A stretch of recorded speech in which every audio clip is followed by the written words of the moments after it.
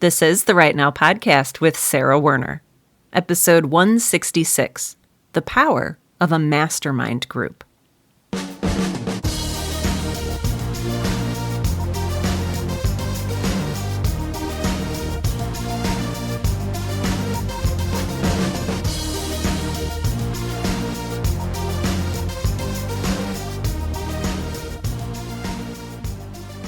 Welcome to Right Now, the podcast that helps all writers, aspiring professional and otherwise, to find the time, energy, and courage you need to pursue your passion and write.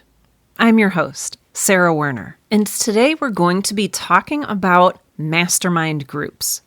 I know with that word immediately, many of you are imagining me standing on top of a volcano underneath which is my secret evil lair. And there's like a whole bunch of sharks in the water below with lasers on their heads just ready to eat any of my adversaries that may drop in. Excuse the pun. But like I said, this is not that kind of mastermind. It is not an evil mastermind, hopefully. At least the ones that I've been a part of have not been evil. So joining a mastermind group doesn't mean that you are interested in becoming a supervillain. Now, before I go any further and start talking about sharks again, I'll go ahead and define what I mean by a mastermind group. So basically, in my experience, this has been a small group of individuals who are interested in mentoring each other and challenging each other to grow, further develop their skills, and take risks. The first mastermind group I joined was, way back in, it must have been 2015. It was very close to when I first started the Right Now podcast, and you may have heard me mention mastermind groups on the show before.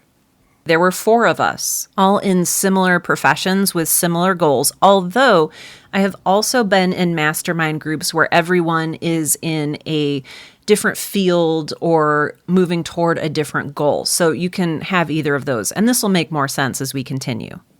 But the 4 of us would meet weekly for 45 minutes to an hour, and we'd spend maybe the first few minutes chatting and catching up, but we took this group very seriously, which is another component of being in a mastermind group. Everybody was committed to being there and learning and helping each other.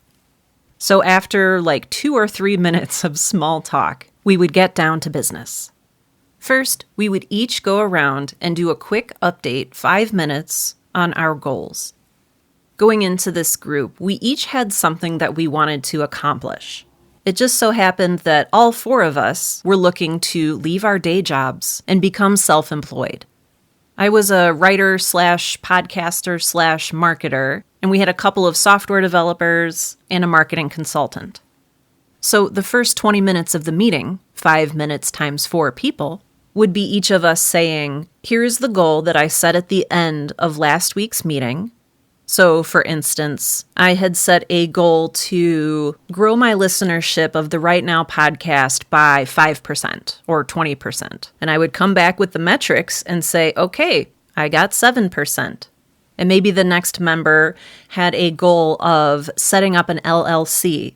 So their update would be either they did or did not create an LLC. That stands for Limited Liability Company. And it was this person's next step toward their goal of becoming a freelance software developer.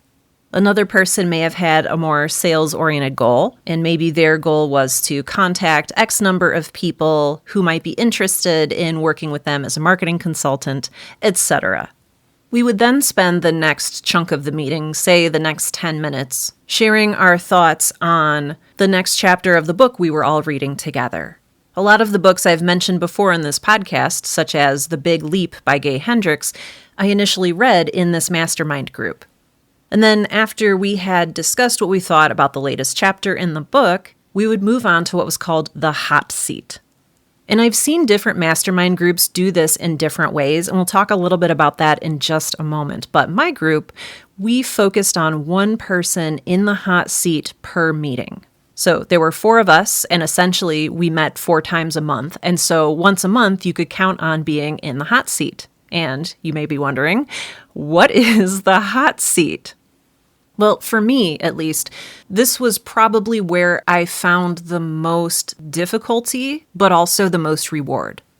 Basically, if you're in the hot seat, you talk about next steps. So if you've been busy, say, writing a short story, then you'll say, my next step is to submit this short story to this magazine, and this magazine. Or if you're looking to do freelance writing, you might say your next step is getting this new customer or getting 5 new customers or adding ghostwriting to your repertoire, finishing the next chapter of your novel, etc. You'd talk about what you wanted and then what challenges you were maybe expecting to face along the way and why you thought this was the next best step. And then it was the rest of the group's job to ask you very challenging questions, to challenge you and make sure you were really on the right path. So they might say, last time your goal was to finish a chapter of your novel and you couldn't make that happen. What are you going to do differently this time to ensure that you actually live up to your promise and finish this next chapter of your novel? And if that sounds a little aggressive to you, yes, it actually was fairly aggressive. I remember one time I wanted to commit to speaking at a conference, and I really wanted to go, and all of these really cool industry people were going to be there, and I love public speaking, weirdly. So I was very gung-ho, and my goal was to get accepted to speak at this conference. And my fellow Mastermind members challenged me, and they said, okay, how much will this gig pay? And I was like, pay? No, you guys don't understand. This is a really good opportunity. And they said, Sarah, your goal is to build up your financial runway so that you can leave your day job and support yourself. You're talking about paying money to fly to whatever state it was in and stay at a hotel. That's expensive. That costs money. And I was like, well, maybe I can see if they will comp my room and my flights if I'm accepted as a speaker. And they would challenge back, so is this a good use of your time? Is this in line with what you said you wanted? And sometimes the answer was yes, and sometimes the answer was no. But it was their job to, very aggressively challenge me and really get to the bottom of why I was making certain decisions. And we all did this for each other. I remember one of the others wanted to get their social media following on a certain platform to a certain number by the next meeting. And I remember challenging them and saying, what does your social media follower number have to do with the success of this business that you want to start? And we had met for years at this point, and so brusque questions weren't insulting. That was just what we knew to expect from the meeting. And he said, well, that's me building my brand. That's me putting myself out there. And I had to tell him, your social media followers are not customers. How do you work on building your customers? Social media can be a part of that, but I don't think that's necessarily the best goal for you this month. And then we would discuss whether it was or wasn't, or if something else should be done, etc. After 30 minutes, or maybe 25 minutes of grilling the person in the hot seat, we would back off and we would go around and state our goal, what we were going to accomplish before next week's meeting. Like I said, this was a very aggressive, very intense kind of mastermind group. They really pushed me and challenged me. There was even one point early on where we talked about, what is the consequence if you don't meet your goal? Maybe you have to donate money to a charity, or maybe you have to donate money to a political candidate that you hate. I mean, that's a little extreme. That's a little extreme. I don't know if I would do that today, but this is where we were 10 years ago. And while we were meeting, and we met for years, we took this very, very seriously.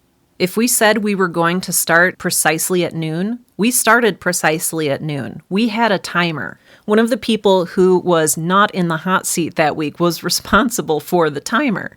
And we just used a smartphone or a watch or something. But we made sure that we were all equally committed to pushing each other to grow and to growing ourselves. This group was where I learned how to start an LLC.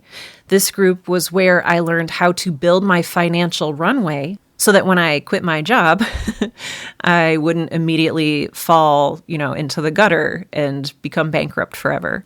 I even learned the ins and outs of opening up a business credit card and having multiple income streams.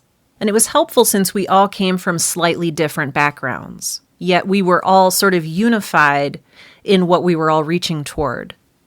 I was in this mastermind group for maybe 4 or 5 years, and eventually 3 out of the 4 of us left the workforce and started our own businesses.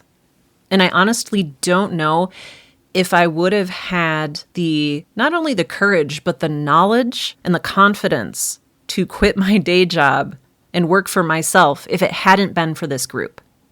There were also benefits like one of the mastermind members would say, "Oh, hey, you're looking for marketing clients? I've got a buddy who, works over here and is looking for a marketing consultant. I'll connect the 2 of you." And I would say, "Oh, you're struggling with the wording on your sales page. Here, I'll look it over and give you my thoughts." And honestly, we all just became very good friends. We started out initially knowing who each other was and trusting each other and admiring each other in their work and in their goal setting and commitment and all of that stuff. Now, this was not the only mastermind group that I was ever part of.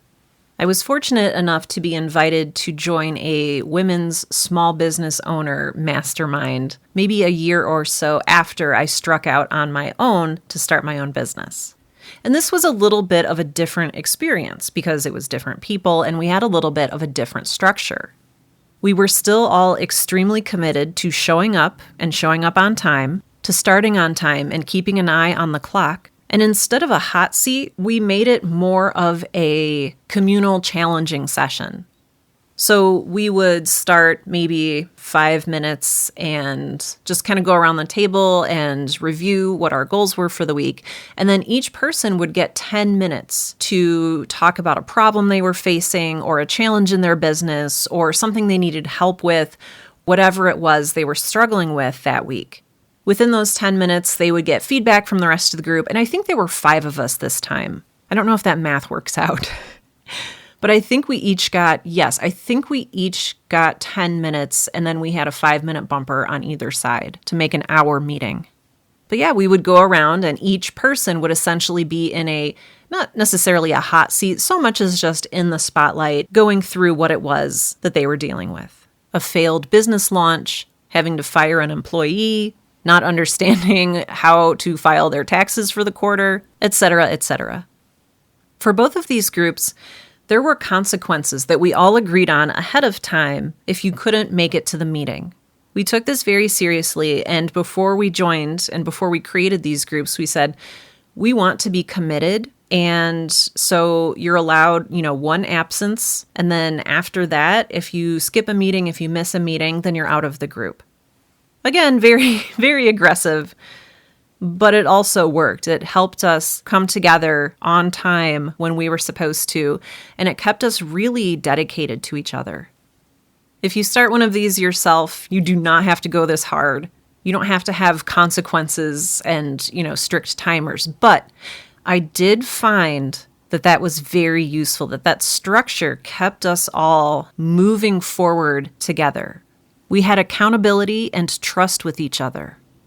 I don't know if this makes a difference, but they were also both within my own community, so I was physically present at these meetings. Again, this was before the pandemic.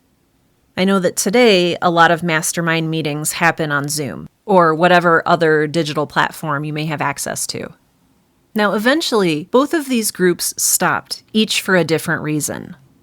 The first group stopped when the leader of the group, who sort of had the most de facto business experience and had initially formed the group in the first place, he announced during one of our meetings that he was going to start charging for membership. And we all knew that this was part of his business plan. He wanted to mentor other business owners, etc. But it made things feel a little bit weird, mostly because the price tag was $1,000 a month. And I suddenly could not afford to be a part of this mastermind group anymore. I remember we pushed back a little bit, but the justification for the price tag was, if you have, a really solid investment in it, then you'll really take it seriously. But we were already taking it seriously. And also, I did not have an extra $1,000 a month conveniently laying around. And so my time in that mastermind group came to an end. And I ended up taking away a lot. Again, I would not probably have left my job to start my own business without that group, without their guidance and mentorship and encouragement. So I am very grateful today that I got to be a part of that. The second group sort of disbanded over time. One person stopped coming to meetings or only came to like one a month when we were meeting weekly.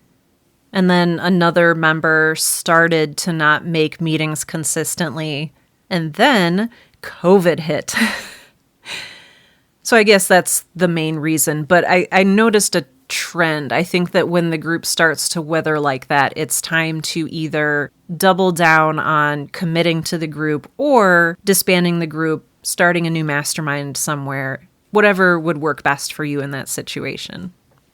But I learned a lot from both of these groups, and I made some excellent close friends who I still talk to today and who I still ask for business advice today.